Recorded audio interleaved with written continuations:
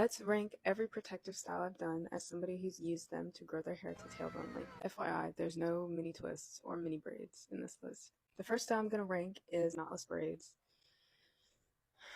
I'm gonna give this a 3 out of 10. I've gotten knotless braids done twice. One time I did it myself. The second time I went to a salon. Both times it just took forever to install. It took me 2 days, and the salon I went to, it took 9 hours, and they had 3 people working on my hair. They also tend to look old pretty fast, I think because we like to get styles that mimic straight hair, and our hair's not straight, so when it grows out, it's very obvious. And they're extremely high tension. If you get really teeny tiny braids, that's a lot of weight on one tiny section of your hair. Think about trying to carry a grocery bag with your whole hand versus your pinky. It's going to really hurt your pinky. That's kind of what you're doing when you're putting a lot of extra hair on one tiny section. Also, a lot of braiders require you to blow dry your hair out first before install, which I think is kind of a red flag for any protective style. I think a real protective style you should be able to install on your natural hair. You shouldn't have to damage your hair to get a protective style. Overall, I would say if you're trying to grow your hair, I would not pick this style. Aesthetically, they're very cute, but it's not worth it for me. The third style I've done are faux locks. I'm gonna give them a 9 out of 10. I love faux locks. They're my favorite style aesthetically by far. They're very customizable. I've done faux locks where I've added layers in the faux locks. I've added hair to the bottom. They're so fun. They also last a long time because as your hair grows out, it looks more natural. So you can keep them in for like 3 months, which is my ideal time frame for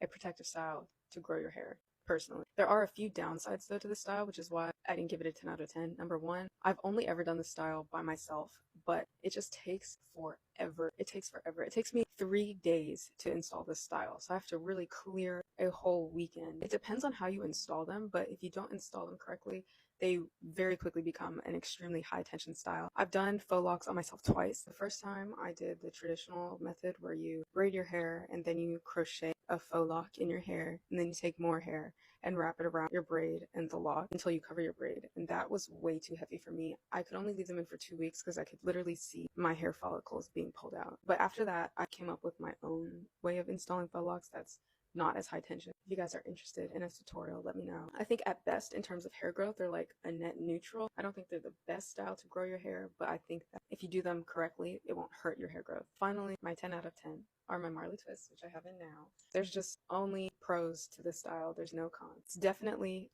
what I attribute my hair growth to. Every time I put this style, my hair growth just explodes.